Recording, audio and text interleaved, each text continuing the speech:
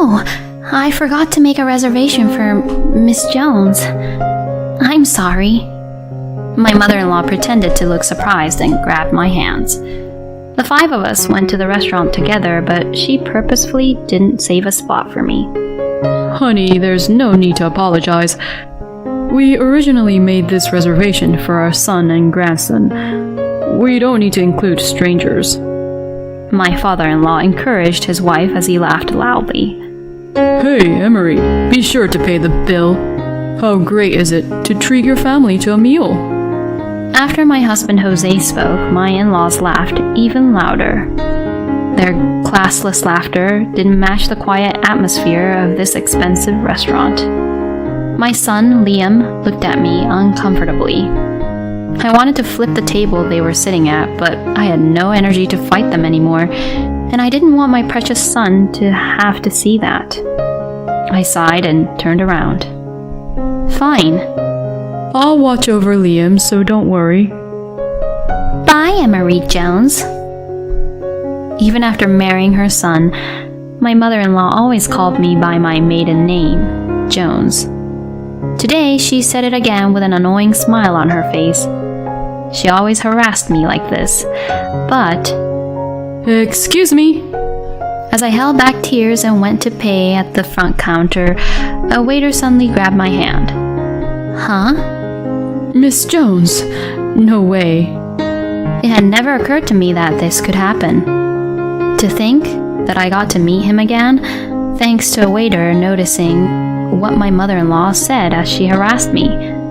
From that moment on, my life completely changed. When did my married life first start falling apart? I lived together with my husband Jose and son Liam.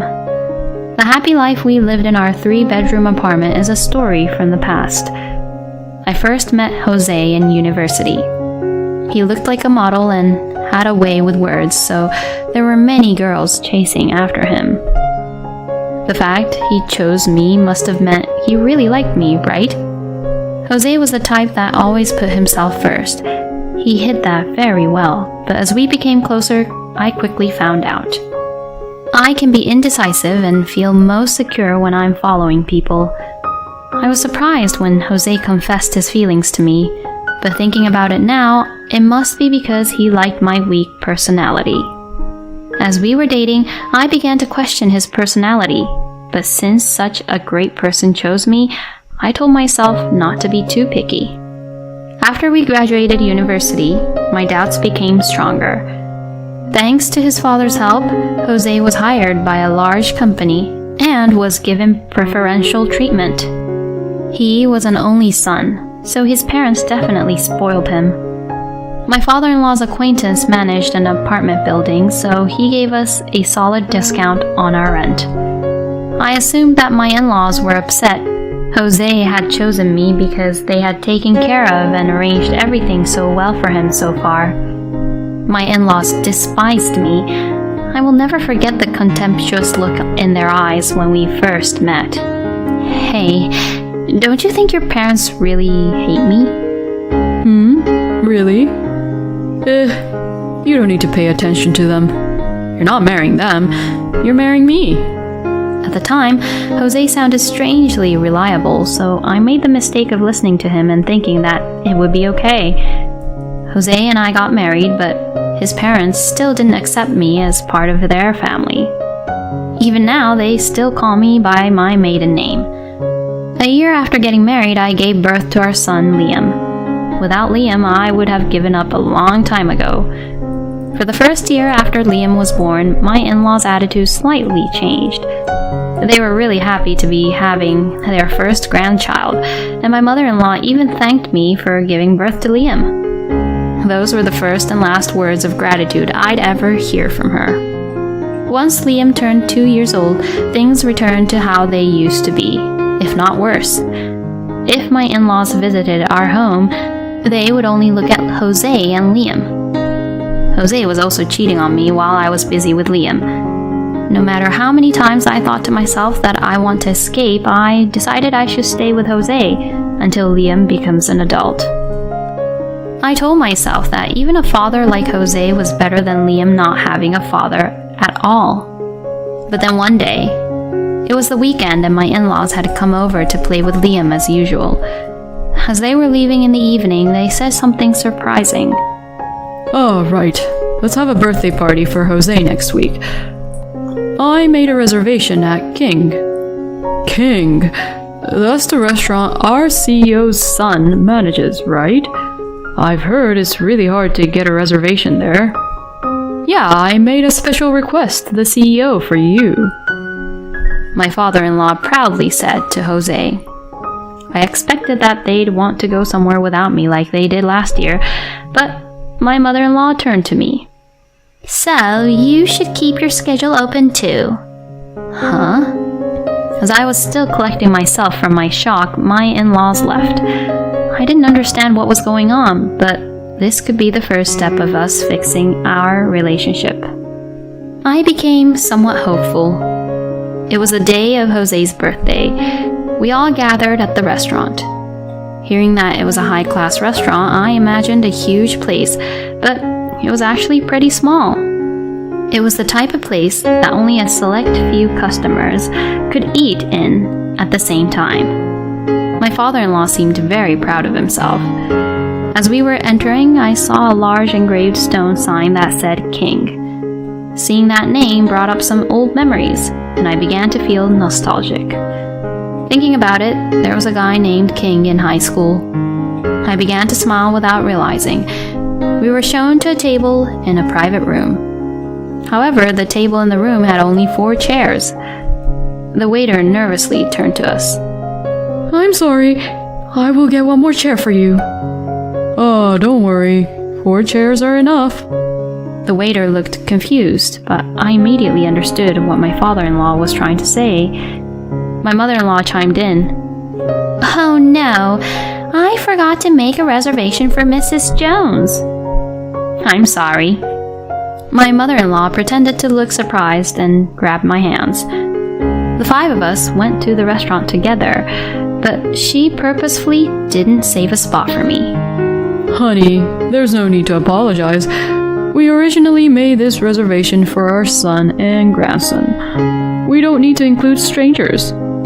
My father-in-law encouraged his wife as he laughed loudly. Hey, Emery, be sure to pay the bill. How great is it to treat your family to a meal? After my husband Jose spoke, my in-laws laughed even louder. Their classless laughter didn't match the quiet atmosphere of this expensive restaurant. My son Liam looked at me uncomfortably. I wanted to flip the table they were sitting at, but I had no energy to fight them anymore, and I didn't want my precious son to have to see that. I sighed and turned around. Fine. I'll watch over Liam, so don't worry. Bye, Emery Jones. I heard more laughter behind me as I exited the room. I headed towards the exit as I wiped away tears that suddenly began rolling down my cheeks. The waiter that walked out of the room with me suddenly grabbed my hand. Excuse me? Are you Mrs. Emery Jones? Huh? Yeah. About the bill. There's no need for you to take care of the bill. Please, follow me. I wondered what was going on, but I didn't pull away my hand and follow the waiter. Even as we walked further away from the private dining room, I could still hear my father-in-law's loud voice. It'll be so expensive that she won't be able to pay for it. She'll probably start crying. If she can't afford to pay, she should wash dishes. As we headed towards a staff room, I breathed a sigh of relief because I finally couldn't hear my in-laws' conversation anymore. But why did the waiter take me here? He opened the door as I was getting more worried. A tall man with a pouty face stood in front of me. I recognized him from somewhere. Who could it be? I gazed at him seriously, and he raised an eyebrow. From that gesture, it hit me. Are you King? Yeah, it's sure been a while, Emery. The restaurant King was named after my friend from high school, King. King smiled and then became serious. Emery, can you leave them to me? Them? Do you mean my husband and in-laws? Yeah, let's go there now. He took my hand and wordlessly pulled me towards the private dining room. King opened the door with a bang. Everyone immediately turned to look at him. My father-in-law stood up and gave an amicable smile. Oh, it's Chef King. You have a really serious look on your face. Did something happen? It's about Emery. My in-laws looked shocked. King and I were classmates in high school. King was really rebellious at the time, and he skipped school often. After something happened, we began talking to each other and became friends. Though he looked aggressive, he was actually a very kind guy. After hearing what King said, my in-laws' faces both went blue. Oh, we didn't intend to.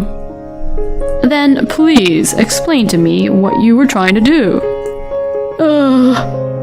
Jose spoke up with a pathetic voice and stepped over to us. Turning to see what Jose was looking at, I saw an older man who looked like King coming towards us. I wanted to burst out into laughter, but the atmosphere in the room was intense. Were you the people who treated my son's friend so rudely? But, boss, what happened? Won't you explain? He's wrong. There's been a misunderstanding. Hey, Emery, say something. I asked you, not Emery. I don't need rude employees like you. Don't come to our office anymore. No way! Wait, please, give me a chance. I'm incredibly sorry. Please, forgive us. The two of them desperately apologized, and my mother-in-law began crying. Liam came over to me. He was scared, and he had tears in his eyes. I told him not to be scared and patted his head. With some time, he finally calmed down and smiled again. If you're really sincere, you should prove it with your actions. Clean the restaurant after we close tonight. People with dirty hearts like yours should learn how to clean. King and his father took Liam and I to a separate room and gave us an incredible meal. The food was amazingly delicious, though King acted very humbly. They even made a special kids meal for Liam. Liam, your mom is a great person. Yeah, I know. Yeah, you probably do. Do you want me to tell you a story? King began sharing a story from the past. King hated studying when we were in high school. His parents were elites, but he was horrible at studying, so he had a very low opinion of himself and felt like he didn't belong in his family. He skipped class so many days that he was at the verge of getting expelled. One day, King and I were in the same group for a cooking assignment in home ec class. Can I try this? Wow, it's delicious! You're so good at seasoning food. I did it randomly. No way! I saw how many times you sampled the food. There's no way it was random. I didn't think much of what I said, but that was the first time King had ever received a compliment. Thanks to that, King began studying cooking. Of course, he didn't become a pro immediately. He made many mistakes along the way. I'm really useless. You're not useless. You just need to be creative with your cooking. Huh? No matter what kind of delicious ingredients you use, if they aren't cooked well, they won't taste good. Measure portions properly. Try different combinations. Or let things sit overnight once in a while. Creative. Similarly, no matter what kind of talent one has, it doesn't mean everything they make will be perfect. So, you need to be creative. That made King finally realize. He started to aim at being a pro, and he eventually became a world-renowned chef. From then on, King's relationship with his parents improved. But after hearing the whole story, I have to admit that I didn't get it. Did I really say something like that? Did you forget? Mom, you're amazing! King's story didn't stop there. He spoke to his employees about me many times. So when the waiter heard my name, he recognized it and knew he had to save me. So, the store name wasn't by chance. Yeah, you're the one who once wrote my name with a C instead of a K, right? I'm sorry, I didn't do it on purpose. No, I'm happy that happened. You're the only person who paid attention to me then. I thought that writing the restaurant name with a C would make it stand out and be easier to remember. So, thank you. One of the waitstaff called to King, and he exited the room. I thought over what I said to King back then. I should also be creative with my life. If I don't do my best, of course, things won't turn out how I want them to. Looking over at Liam, I made up my mind. I will divorce Jose and start my life from scratch. 1 year later, Hey! King! Liam rushed to hug King, who had come over to visit. King hugged Liam back and smiled. After that time at the restaurant, King and I began seeing each other often and started dating. We're now considering getting married. I haven't talked to Liam about it yet, but I'm sure that he'll be happy. Liam was so attached to King that I was convinced of this. After that incident, my ex-father-in-law and Jose were both demoted. They screamed to their bosses for forgiveness. Large companies like theirs have complicated HR processes, so they haven't been fired yet. They're still holding on somehow in the company's shadows. King and I watched over Liam as he peacefully slept after getting tired out from playing with King. Liam is worried because he's not good at studying.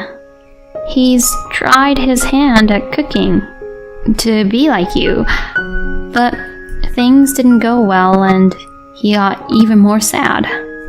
Really? Isn't he very athletic? Yeah. The other day, he got first place in a sprinting contest at school. No need to worry about him then. King and I made eye contact and smiled. I've always wanted to enjoy quiet time with my partner like this. I will teach Liam the way you taught me.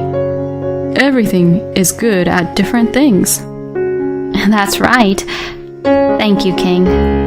King kindly patted Liam's head with his large hands. He really looked like they could be father and son.